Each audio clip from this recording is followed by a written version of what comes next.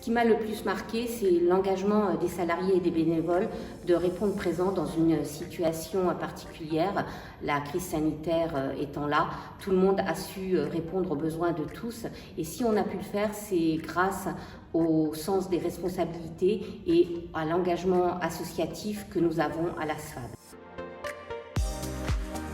Je dirais un regret, oui, parce que dans la période actuelle, on n'a pas pu se retrouver, se regrouper, faire corps. Des actions n'ont pas pu avoir lieu, des personnes sont parties à la retraite, on n'a pas pu fêter leur départ. Je pense que quelque part, nous avons manqué de lien social, même si on s'est donné tous les moyens pour essayer de le garder au travers de visioconférences, au travers d'actions de très petite proximité.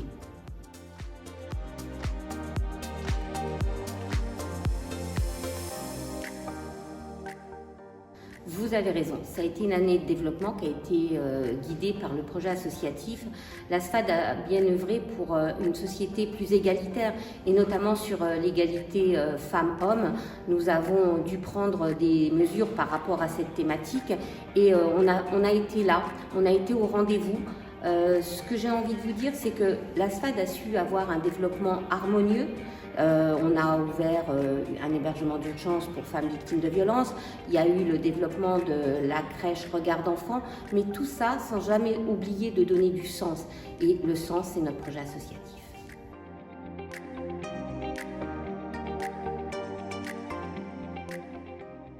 J'ai envie de vous dire le meilleur, mais surtout, je souhaite que la SFAD continue à se battre pour lutter contre les inégalités, notamment les femmes victimes de violences, mais aussi accompagner tous les enfants, les familles, ceux qui sont le plus vulnérables. Et j'ai envie de dire, il y a de nouveaux projets qui arrivent. Il y a la rénovation de l'îlot 146, il y a des enjeux très forts sur la protection de l'enfance. Eh bien, c'est tous ces sujets-là qui sont transversaux que je souhaite que la SFAD soit au rendez-vous et je sais qu'elle le sera.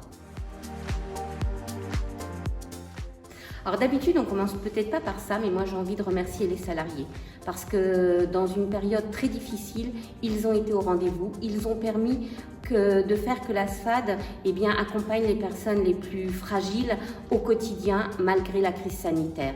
Et puis bien évidemment, je remercie aussi les membres du bureau, le conseil d'administration, les bénévoles d'avoir été là et puis les partenaires aussi. Et c'est à eux que j'ai envie de m'adresser. Nous avons des nouveaux projets qui répondent à des demandes sociales, mais on a besoin d'eux pour pouvoir accompagner les personnes les plus fragiles. Alors j'ai envie de dire, soyez au rendez-vous de la SFAD.